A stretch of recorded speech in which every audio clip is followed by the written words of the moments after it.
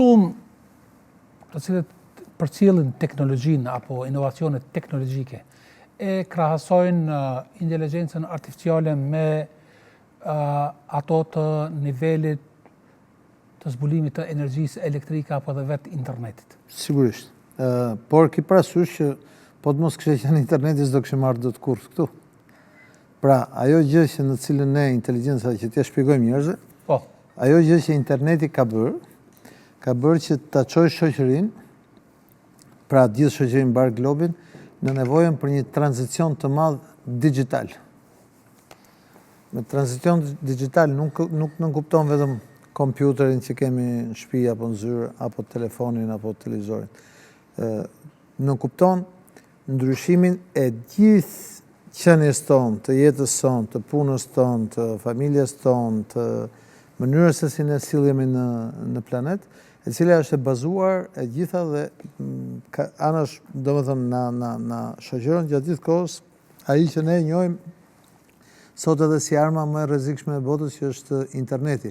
Sepse duhet thënë që e kemi thënë shpesh që ritmi i ndryshimit të botës bëhet me ritmin e internetit, ndaj është kaq i shpejtë. I gjithë ky proces quhet tranzicion digital. Pra siç kemi pas tranzicion politik apo tranzicion shoqëror që kaluam nga feudalizmi në borgjezi e deri në ditët kur erdhëm sot, tani kemi tranzicionin digital të botës. Inteligjenca artificiale është instrumenti me anë të cilit ne arrijmë ta bëjmë këtë, pra shoqëria në botë duhet ta bëjë këtë tranzicion, i cili nuk do jetë pa sfida, i cili nuk do jetë edhe aq i shpejt, edhe i cili do të jetë i vazhdueshëm.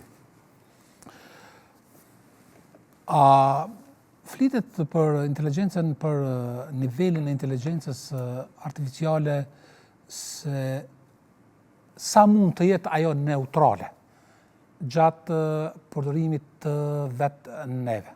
Tash që ta sqarojmë dhe këtë, inteligjenca artificiale, pra si rrjedhoje e domosdoshmërisë që solli tranzicioni digital i shoqërisë dhe i botës që kemi ne sot, në gjitha fushat. Në administratë publike, në shëndetësi, në shkollim, në industri, në çfarëdo lloj fushë që edhe në media, në ushtri. Pra ne kemi një transformim digital të vazhdueshëm. Tashmë varemi ne nga interneti. Inteligjenca artificiale i shërben njeriu që kjo punë të bëhet më shpejt, më mirë dhe më saktë. Edhe në volume më të mëdha, edhe në precizion më të lartë.